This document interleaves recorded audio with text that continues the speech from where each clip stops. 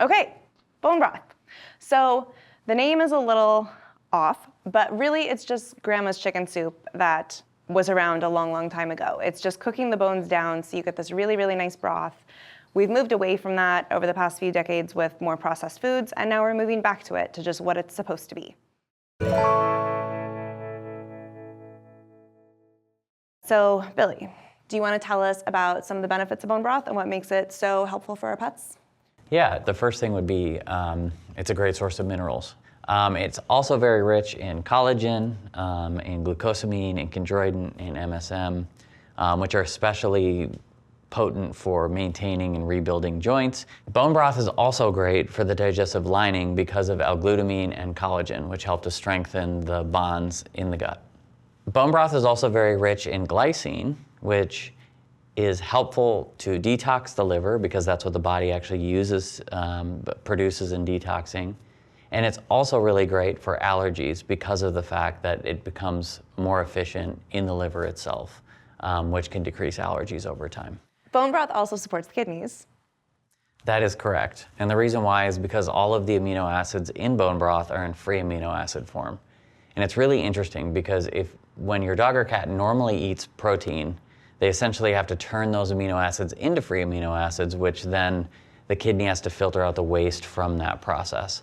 Now in this case, during the cooking process, they become free amino acids, which are directly usable and just are absorbed into the bloodstream and used by the body. And this also has the effect on the animal requiring less protein than they would because of those amino acids are so efficient.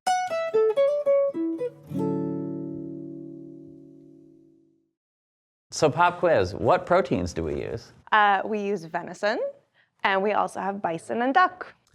That is true, and why do you think that it's important to use novel proteins?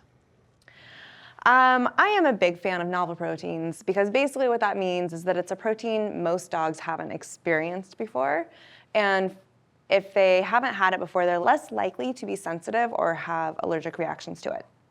And so by using novel proteins, it means that essentially we can reach a wider range of dogs and cats that will benefit from these bone broths.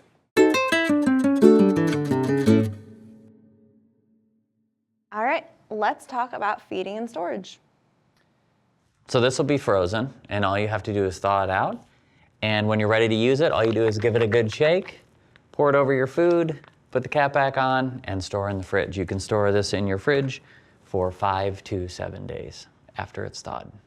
If it's going to take you longer than 5 to 7 days to use this, feel free to thaw it, pour it out into ice cube trays, and then refreeze and pop those out whenever you need to feed your pet.